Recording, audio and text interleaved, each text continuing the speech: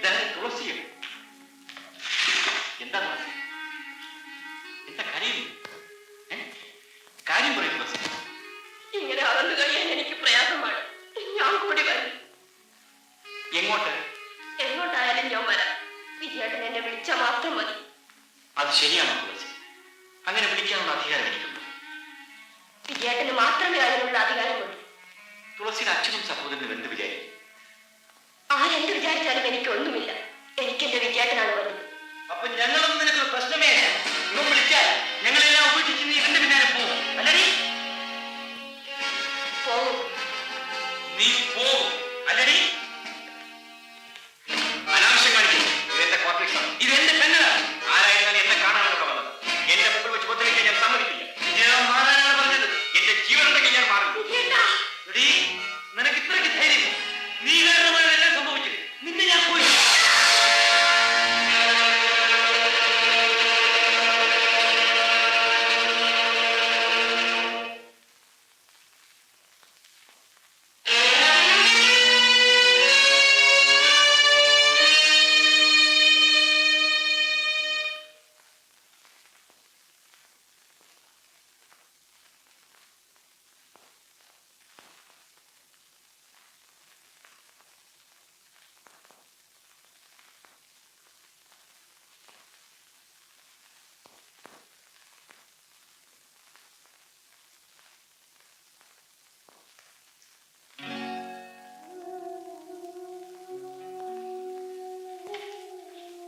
തുളസിയോ വന്നിട്ട് ഏറെ നേരമായോ?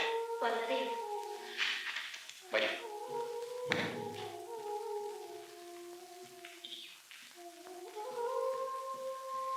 തുളസി ഇങ്ങോട്ട് പോകുന്ന വിവരം അവിടെ ആരെങ്കിലും അറിഞ്ഞു? ആരും അറിഞ്ഞിട്ടില്ല. കണ്ടോ, വീണ്ടും കുഴപ്പങ്ങൾ ഉണ്ടാക്കി വെച്ചിരിക്കാൻ. ജയേട്ടന് വേണ്ടി ഏത് കുഴപ്പവും നേരിടാൻ ഞാൻ ഒരുക്കമാണ്. അപ്പോഴേ ഇതൊന്നും ഇവിടെ നടപ്പില്ല. ഇത് കമ്പനി വക ക്വാർട്ടേഴ്സാണ്. അതുകൊണ്ട് ഇങ്ങനെ കാണുന്നവർക്കൊന്നും കയറി ഇറങ്ങാനുള്ള സ്ഥലമല്ലിത്. പക്ഷെ കാണാൻ കൊള്ളാത്തതൊന്നും ഇവിടെ നടന്നില്ലല്ലോ. വാഴ തുറന്നല്ലേ ഇട്ടിരിക്കുന്നത്. തുളസി ആരോട് ചോദിച്ചോണ്ട് ഇവിടെ വന്നു? എനിക്ക് ഇഷ്ടമല്ലാതെ താമസിക്കുന്ന സ്ഥലത്ത് വരാൻ ആരുടെ അനുവാദം ആവശ്യമില്ല. ഇഷ്ടമോ? ഇഷ്ടമൊക്കെ വീട്ടിൽ വെച്ചാൽ മതി. ഇത് ഞങ്ങളുടെ കമ്പനി വക ക്വാർട്ടേഴ്സാണ്. ക്വാർട്ടേഴ്സ് നിങ്ങളുടേതായിരിക്കും. പക്ഷെ ഞാൻ നിങ്ങളുടെ അടിമയെന്ന് പറയും. എനിക്കിഷ്ടമുള്ളവർ എന്നെ കാണാനുള്ളവർ. അത് ചോദ്യം ചെയ്യാൻ നിങ്ങൾക്ക് അവകാശം. നിങ്ങൾക്ക് ബുദ്ധിമുട്ടാണെങ്കിൽ ഞാനിവിടെ മാറി താമസിച്ചു. അതുകൊണ്ടല്ല മിസ്റ്റർ വിജയ്, വല്ല അപവാദവും പരന്നാൽ. ഒരു അപവാദവും പരക്കാൻ പോകുന്നില്ല. അഥവാ പരന്നാൽ തന്നെ അത് ഞാൻ സഹിക്കും. ഞാൻ വിവാഹം കഴിക്കാൻ പോകുന്ന പെണ്ണാണ്. അത് ഞാൻ അറിഞ്ഞില്ല. ക്ഷമിക്കണം മിസ്റ്റർ വിജയ്, ക്ഷമിക്കണം തുളസി. പരിശോധിക്കാൻ ഒരാൾ വന്നിരിക്കുന്നു. ഇതാര് വാദന?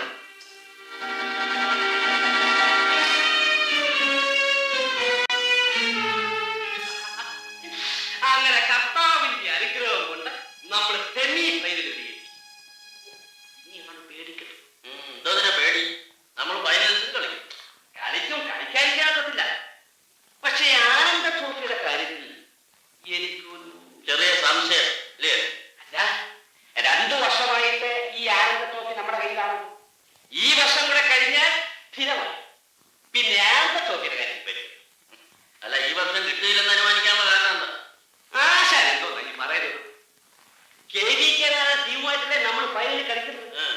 അതായത് മറ്റവനുണ്ട്. ആരാ? വിജയൻ. ആ, അത് ശരിയാണ്. വിജയൻ ശക്തനായ എതിരാളി. അതുകൊണ്ടാണ് ഞാൻ പേടിക്കണം പറഞ്ഞത്. അതിന് ഭയപ്പെട്ടിട്ട് കാര്യമൊന്നുമില്ല. നമുക്കും കളിച്ചു നോക്കാം. ആശാൻ ഈസിയായിട്ട് പറയാം. അബദ്ധത്തിലെങ്ങാനും ട്രോഫി കയ്യിൽ നിന്ന് പോയാൽ ഞാൻ ചത്ത് കളിക്കും. ആനന്ദ ട്രോഫി എന്ന് പറഞ്ഞാൽ എനിക്കെന്റെ അന്നക്കുട്ടിയെ പോലെ. ഏതായാലും നമുക്കൊന്ന് നോക്കുകളെ. എന്തായാലും അതൊരു പരീക്ഷണം കേട്ടോ. ആ, സ്പോർട്സ് അല്ലേ. ഞാൻ പറയുന്നത് ആശാ വിചാരിച്ചാൽ നടക്കും. ആനന്ദ ട്രോഫി നമ്മുടെ കയ്യിൽ. എങ്ങനെ മിസ്റ്റർ ജോൺ സ്റ്റീഫൻ തോന്നുന്നു? ആശാൻ വിചാരിച്ചല്ല, പക്ഷെ ആശാൻ വിചാരിക്കണം. എങ്ങനെന്ന് കൂടെ പറയണം. ഞാൻ തുറന്നു പറഞ്ഞേക്കാം. ഫൈനൽസിൽ വിജയം കളിക്കും. അതെങ്ങനെ? അതിനു വേണ്ടി എത്ര രൂപ വേണമെങ്കിലും മുടക്കാവുന്നു. പണം കൊടുത്ത് വിജയനെ മാറ്റിക്കളയാം. അതൊക്കെ ആശാന്റെ യുക്തം പോലെ ചെയ്തിച്ചാൽ മതി. മുതലാളിയുടെ ബുദ്ധിയുള്ള. ഏതായാലും ഞാൻ അതിനോട് യോജിക്കുന്നു. എന്തുകൊണ്ടില്ല? നമ്മൾ കാരണമല്ലേ വിജയ് നീലയിലിരിക്കുന്നത്. കാരണം എന്ന് പറയണ്ട, നമുക്കും പങ്കുണ്ട്. എന്ന് വെച്ച് വിജയന്റെ ഭാവി തകർത്ത് കളയാം. ഭാവി എങ്ങനെയാ തകരുന്നത്? കൂടി വന്നാൽ KVK കമ്പനി തിരിച്ചുകൂടി വരും. അതിന് കൂടുതൽ ശമ്പളം കൊടുത്ത് ഞാൻ എന്റെ കമ്പനി ജോലി കൊടുക്കും. അപ്പോഴോ? അതൊക്കെ ശരിയാണ്. പക്ഷേ ഞാൻ അതിന് കൂട്ടുനിൽക്കില്ല. മാത്രമല്ല എതിർക്കുകയും. അപ്പോഴങ്ങനെയുമായി സ്പോർട്സിന് ചില തത്വദീക്ഷകളെല്ലാം അതിന് നിരക്കാത്ത ഒന്നിനും എന്നെ കിട്ടില്ല. എല്ലാത്തിനും വേണ്ടേ ഇത് ധാർമ്മിക ബോധം. വളരെ ശരിയാണ്. ആശാൻ പറഞ്ഞപ്പോഴാണ് അതിന്റെ ഒരു ഗൗരവം എനിക്ക് മനസ്സിലായത്. വാസ്തവം ഇത്രയും ഗൗരവമുണ്ടെന്ന് ഞാൻ കരുതിയിട്ടില്ല. നമ്മൾ മുൻവാതിലിൽ കൂടിയാണ് സമ്മാനം വാങ്ങേണ്ടത്. പിൻവാതിലിൽ കൂടി വാങ്ങുന്ന സമ്മാനം പൊള്ളയായി. കളിച്ച് ജയിച്ച് ട്രോഫി വാങ്ങും. അതാണ് അന്തസ്. വളരെ വളരെ ശരി. ആശ തൽക്കാലം കാര്യം ഇപ്പൊ ഞങ്ങൾ ഇതേപ്പറ്റി ഒന്ന് ആലോചിക്കട്ടെ. പിന്നെ വിളിക്കട്ടെ. ശരി, അപ്പൊ ഞാൻ ശരി.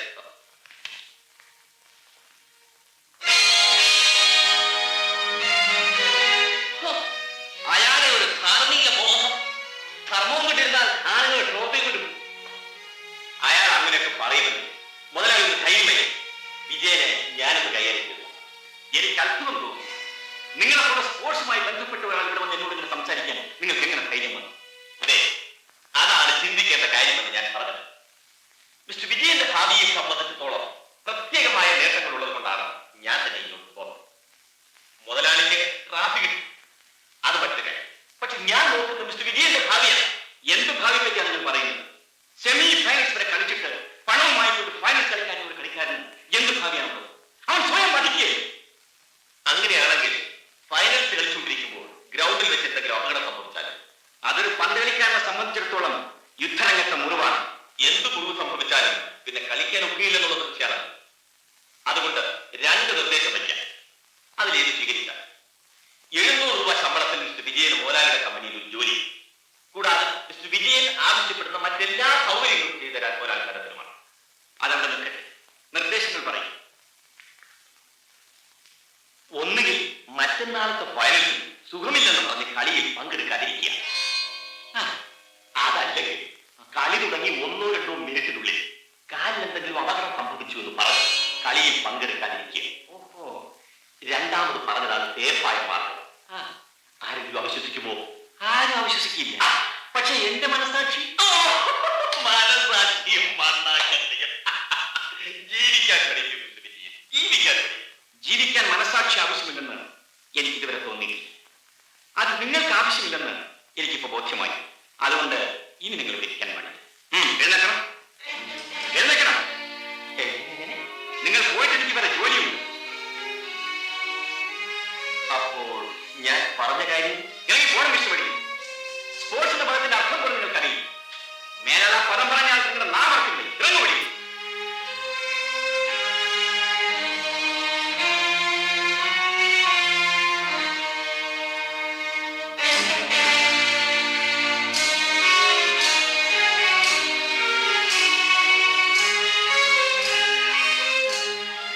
എല്ലാം സംബന്ധിച്ചോ? പറയാം. ഒന്ന് പറഞ്ഞേ, വിഷമമാണ്.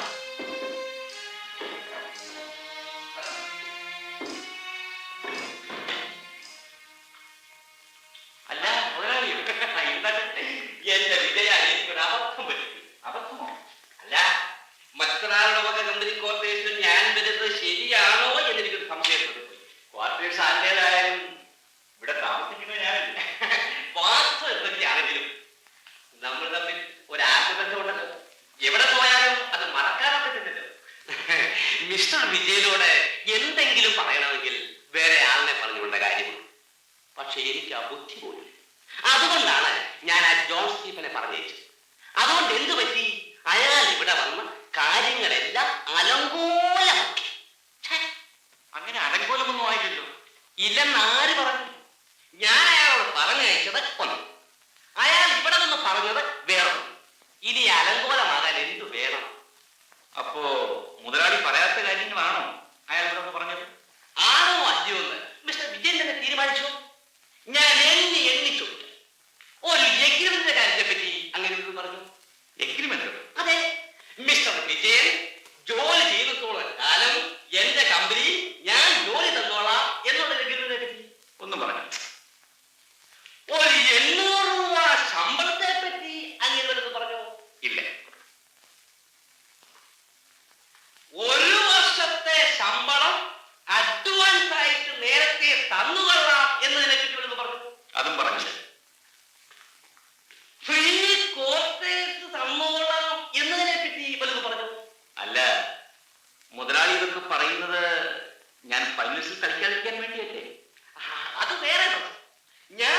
ഉന്നയിച്ചതുപോലെ അയാൾ ഇവിടെ വന്ന് പറഞ്ഞോ ഇല്ലയോ അതാണ് എന്റെ ചോദ്യം.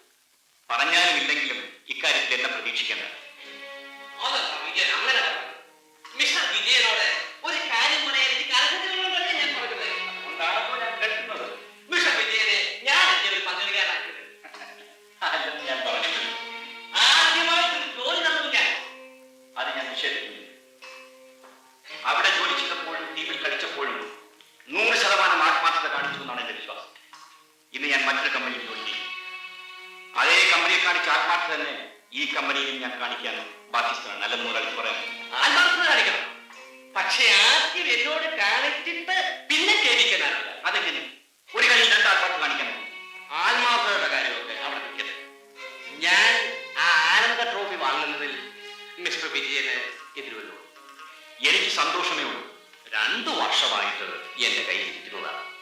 ഈ വർഷം കൂടെ കിട്ടിയാൽ സംഗതി സ്ഥിരം. പിന്നെ ഒരുത്തരം കൊണ്ടുപോകും. വാങ്ങിച്ചു മുതലാളി, ഞാൻ അതിനെതിരല്ല. അതുകൊണ്ട് മിസ്റ്റർ വിജയൻ എന്നെ ഒന്ന് സഹായിക്കും. എങ്ങനെ സഹായിക്കാനാണ്? ഇതാ ഇതിരിക്കട്ടെ. എന്തായാലും ഓക്കെ,